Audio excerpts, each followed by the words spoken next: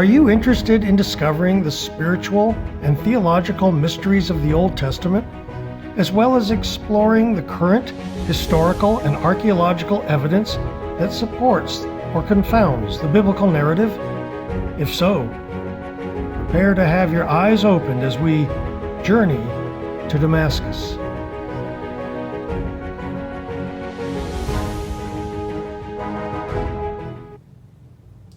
Hello there, and welcome to St. James's Journey to Damascus, our Sunday school program, which we have been putting on for, seems like forever, but for just many weeks now.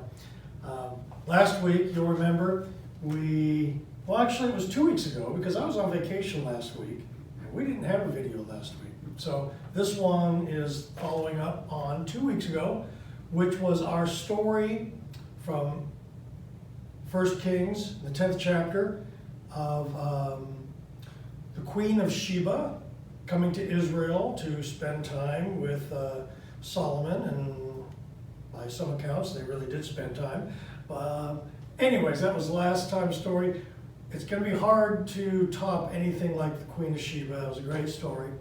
But we have some real intrigue coming up in this week's lesson, which comes from the 11th through about the 14th chapters of 1 Kings. I say about, because I can't remember how far I got, but you can easily look in your own Bible and see where we are as we move forward. So let's get right into it. After the Queen of Sheba leaves, our next chapter, the 11th chapter, tells us that Solomon had many foreign wives. Even though God had told him and the people of Israel not to take foreign wives, mostly because God said, or spouses, either way, that the spouse would inevitably lead the Israelite away from their own God and tempt them into worshiping their own gods, which was obviously a terrible sin in God's eyes. So God warned him about that. But Solomon had some 700 wives of royal birth, another 300 concubines, and many of them were foreign wives from around the region. And indeed, Solomon did stray from Yahweh as being his one and only God, and even went so far as to set up temples around the countryside for his wives to use, that were dedicated to their own gods, and allowed those to be right there in Israel. In his older age, Solomon himself started worshiping these foreign gods, which, as you know, would have angered God greatly. He started worshiping Ashtoreth, goddess of the Sidonians. He started worshiping Molech, the detestable god of the Ammonites. And on the Mount of Olives, which you obviously know from other stories in our New Testament, east of Jerusalem, he even built pagan shrines to Chemosh, who was the god of the Moabites, and Molech. This angered God greatly. God determined that Solomon's would have to be chastised for his straying from the one true God, but that due to God's love for his father David, he would not take away the kingdom from Solomon during his lifetime, but God vowed that Solomon's offspring would no longer be the dynasty of a united Israel, and that this would be the punishment, although the dynasty would not be completely taken away from the line of David because of God's love for David. And Solomon's son, God says, would be allowed to keep Judah and the city of Jerusalem, which God had a very special love of, but he would lose everything else. So, we are told God raised up a member of Edom's royal family. His name was Hadad, Hadad was an Edomite, which you might remember Joab, who was one of David's generals, went into Edom and killed every man in the land. However, as it turns out, we find out now later that Hadad had escaped. He was a son of the king. He had escaped Edom, and with some of the king's counselors, shall we say, he went down into Egypt and lived in Egypt. In fact, gained favor with the Pharaoh in Egypt and was married to the Pharaoh's wife's sister. I think I got that right. So Hadad was, once he had heard that David and Joab had died, he had yearned to come back to his homeland in Edom, and Pharaoh wanted him to stay there, but he determined he really wanted to go back to his homeland and see if he could not kind of get his own royal line back together, so to speak. So we're told also that God raised up another adversary for Solomon, who was Rezon. Rezon had become the king in Damascus, and he hated Israel intensely. And another rebel leader would emerge that God would bring forward. His name would be Jeroboam. Now, Jeroboam is the son of Nebat, and Solomon had recognized Jeroboam as a capable and industrious man, we are told. So he put him in charge of a large labor force in Jerusalem. Well, the Bible tells us that one day Jeroboam was leaving Jerusalem when he happened to come across a prophet from Shiloh whose name was Ahijah. Ahijah was sent by God, stopped Jeroboam in a field where it was just the two of them. He was wearing a brand new cloak, we are told. He stopped Jeroboam, he took off his brand new cloak, and he tore it into 12 pieces. 10 of the pieces he gives to Jeroboam and tells him, "Take these 10 pieces, for the Lord God of Israel is about to tear the kingdom of Israel from the hands of Solomon and give you 10 tribes to rule. For Solomon has worshipped the gods of foreigners. God will place you over the 10 tribes of Israel and give you all that your heart desires. If you follow God's decrees, as David did, then God will always be with you and will establish a dynasty with you." We're told that after that, Solomon himself tried to kill Jeroboam, but Jeroboam fled to Egypt and stayed there until Solomon's death. So Solomon ruled in Jerusalem over all of Israel for 40 years. When he died, he was buried in the city of David. Then his son, Rehoboam, became the next king. Kind of just like David, a little bit of an uneventful death here at the end of the 11th chapter. After all Solomon's been through, we're just told, then he died, he was buried, his son became king. Not a whole lot of fanfare in it. Now, I think this is a good time and an important time, because what's going to happen now is we already know from what God had to say that Rehoboam, Solomon's son, though he will become king of Israel, that 10 of the tribes are going to be wrenched from him, and the kingdom of Israel will be split. Okay, hold that thought. Let me give you a real quick recap of where the chosen people of God have been and where we are now. Of course, there's going to be more from Solomon in books coming up ahead. There's the Song of Solomon, there's Ecclesiastes, but those are 10 books out. So, I don't know, maybe we'll jump into those after 1 Kings, but I doubt it. We'll probably just take them as they come in the Bible. So this is the end of Solomon for now. Let's see. So I'm going way back to the beginning. Adam was born. because there was not a man to till the soil. In other words, there was nobody preordained to carry out the purpose of God among humanity. Okay. Moving along real quickly on this one. That led to the covenant with Abraham and Sarah. Then Isaac, their son, fathered Jacob, who fathered 12 sons. Jacob's name would be changed by God to Israel, and each of his sons and a couple of his grandsons would each bear the name of a tribe under Israel.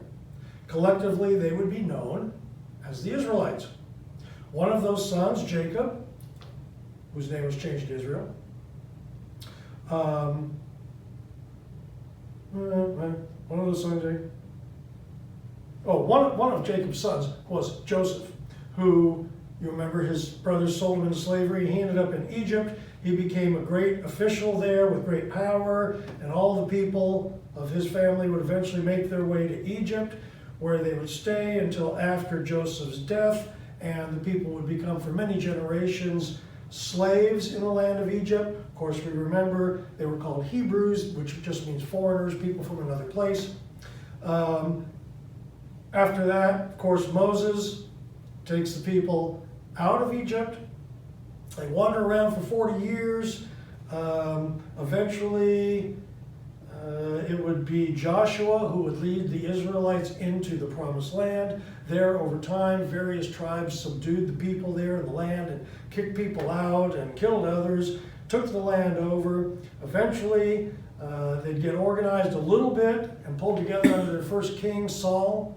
After Saul and all the ups and downs of his life, David became king of all Israel, which became a united, organized monarchy.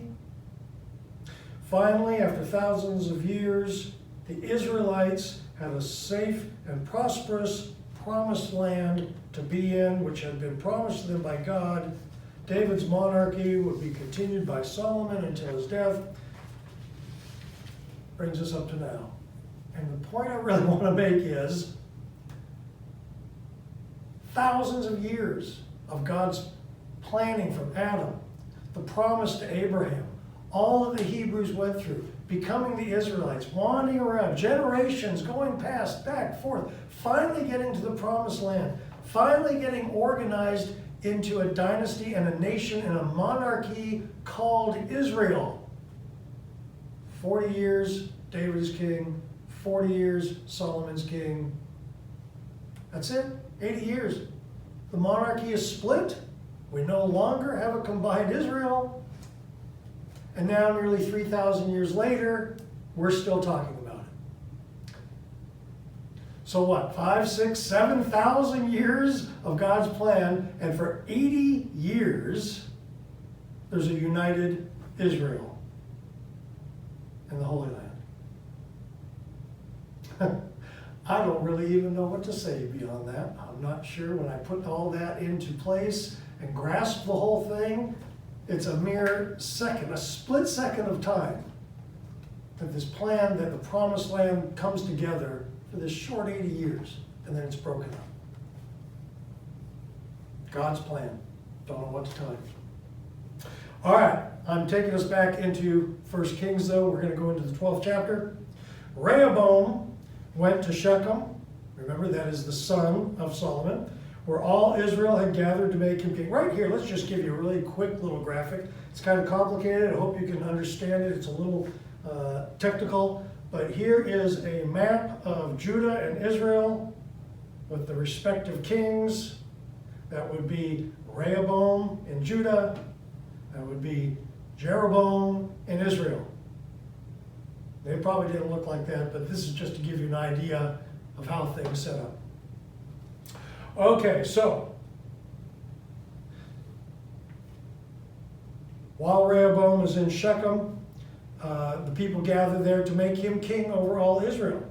And the leaders of Israel summoned Jeroboam, the man who had been the worker for Solomon, who ran off to Egypt, to come back from Egypt, because I guess he was known. I'm not sure how it is they all know him. And they all come together to speak to Rehoboam. They told Rehoboam, your father was a hard taskmaster. If you lighten the harsh labor demands and heavy taxes that your father imposed on us, then we will be your loyal subjects. Well, Rehoboam turned to them and said, tell you what, guys, give me 3 days to think about this, and then come on back and I will give you my answer. So Jeroboam and the men of Israel all go back to their homes.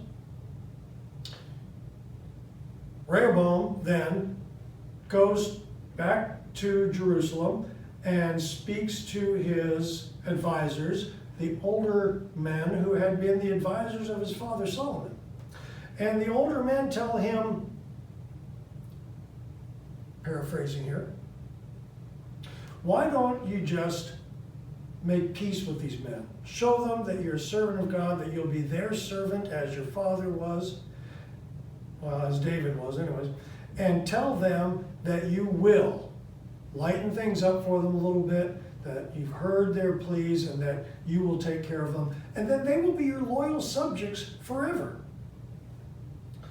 But Rehoboam wasn't so sure about that advice, so he turned to his younger counselors, younger men that he grew up with.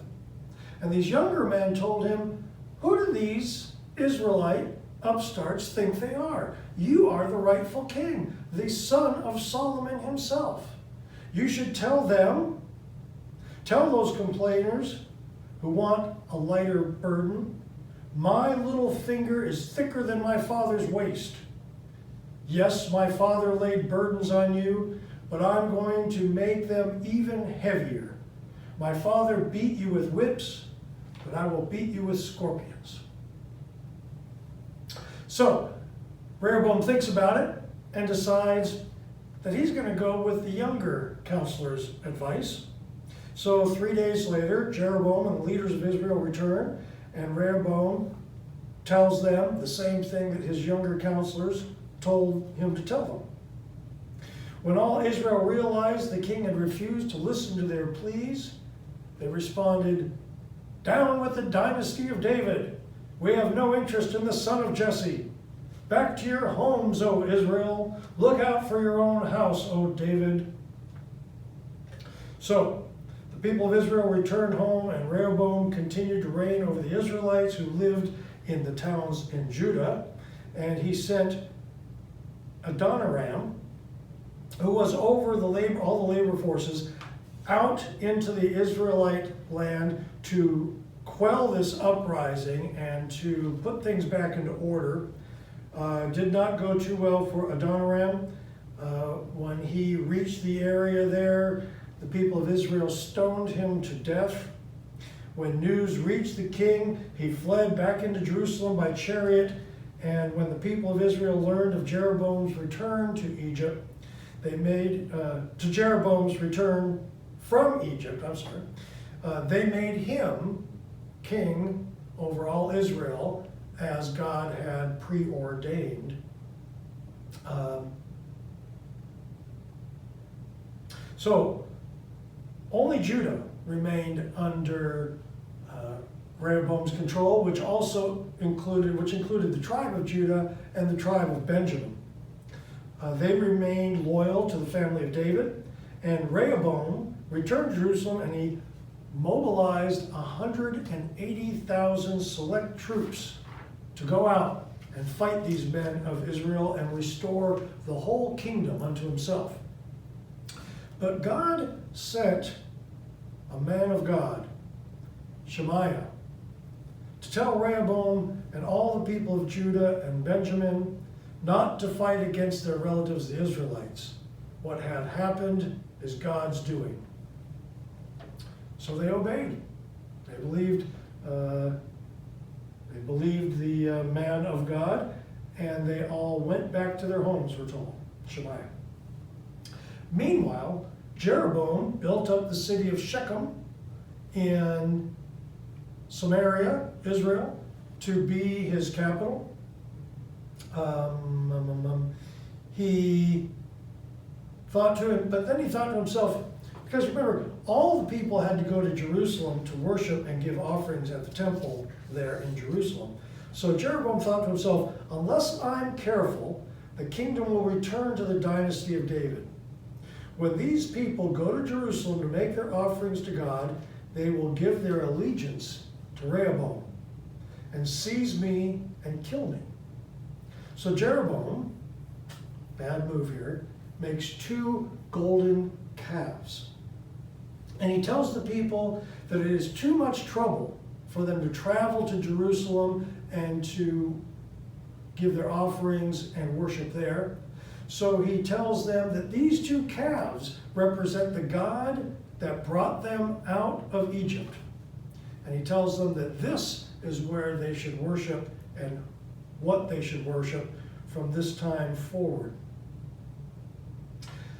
So Jeroboam also erected buildings at the pagan shrines and ordained priests from the common people, not from the tribe of Levi. Next, he instituted a religious festival in Bethel on the same day that God ordained should be the festival of shelters. And he sacrificed to the calves he had made and ordained priests for the pagan temples. So it didn't take long for Jeroboam to turn from the ways God told him to. Okay, that takes us through 12. Going into the 13th chapter.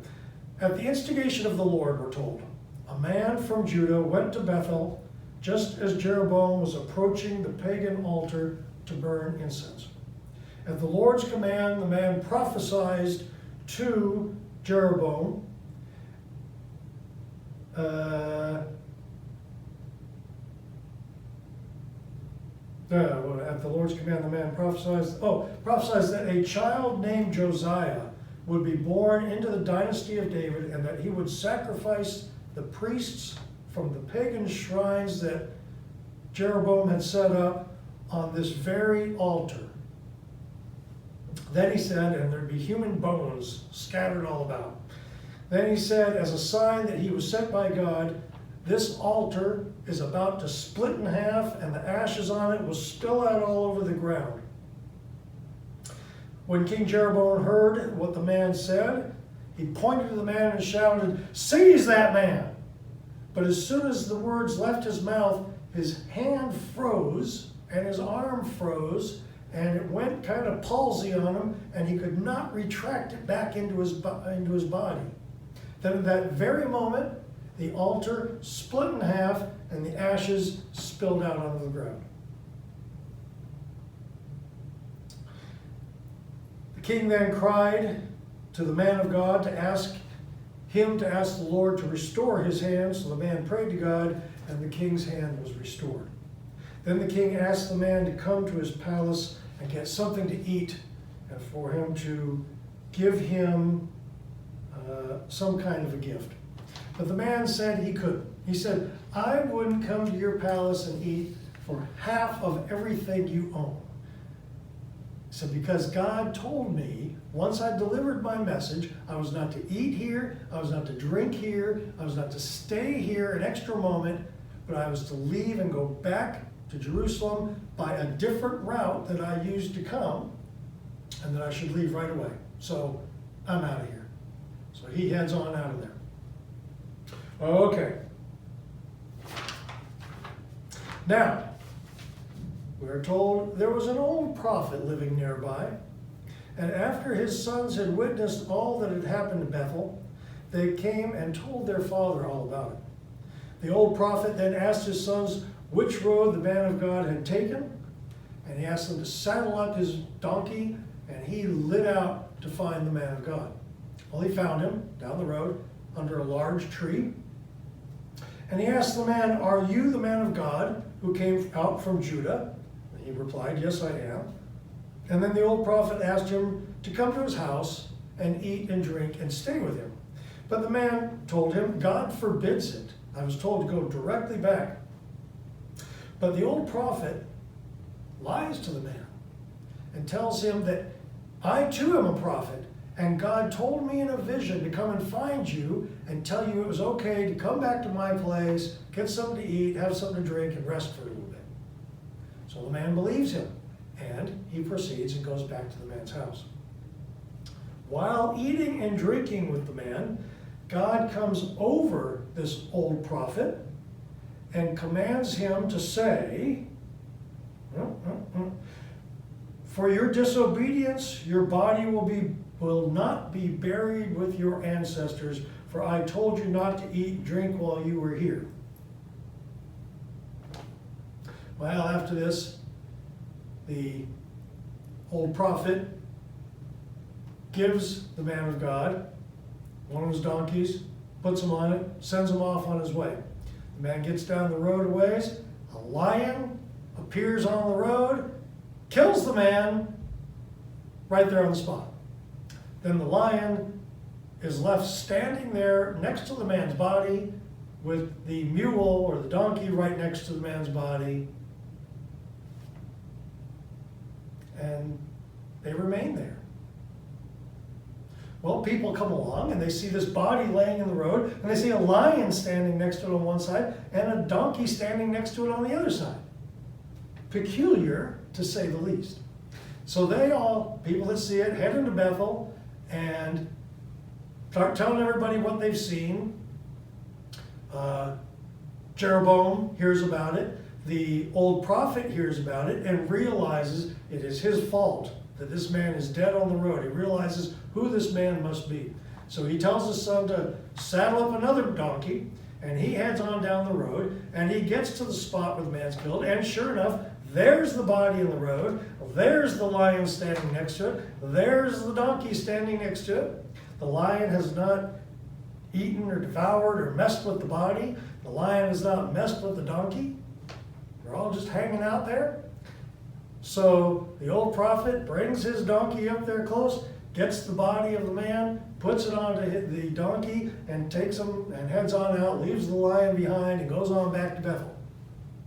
When he gets there, he tells his son, he grieves for this man greatly, and then tells his sons, when I die, bury me in the grave where the man of God is buried. Lay my bones beside his bones. For the message the Lord gave this man to proclaim against the altar in Bethel and against the pagan shrines in the towns of Samaria will certainly come true. However, despite all that took place, we're told Jeroboam did not turn from his evil ways of appointing anyone who wanted to become a pagan priest to these pagan shrines. And this was a great sin, and Jeroboam's dynasty would be utterly destroyed from the face of the earth. Exciting stuff. Exciting stuff. I'm still kind of blown away at all the time of this kingdom of God being set up, and everybody anticipating it, and it not lasting but 80 years, and then it's gone and we're moving on. But it's the mystery of God. I'm glad you could be with us here today. I've enjoyed speaking to you. We will move into, I guess it is the 14th chapter. Next week we'll hear more about Rehoboam and Jeroboam as the two separate now dynasties within Israel. Just remember, this is a very important place in the history of Judaism and Christianity and beyond. This is the split. This is where a lot of people get confused even moving into the New Testament. From this point on, Judah and Israel are two separate dynasties, two separate countries for all practical purposes, never to be joined together again. Up until now, if you said Israel, it was like saying Alabama. Alabama and the U.S. Alabama, all Alabamians are Americans, but not all Americans are Alabamians. And up to now, you could say all the people in Judah were Israelites, but not all Israelites were Judeans, Jews. However, from this point on, we can't say that. We have Israel and we have Judah. And nobody in Judah is referred to as Israel again. That's it for this week. Look forward to seeing you next time. Thank you for being with us.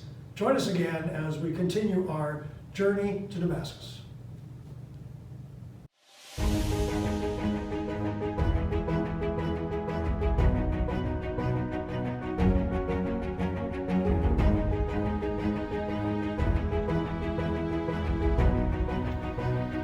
We hope you have enjoyed our discoveries for today.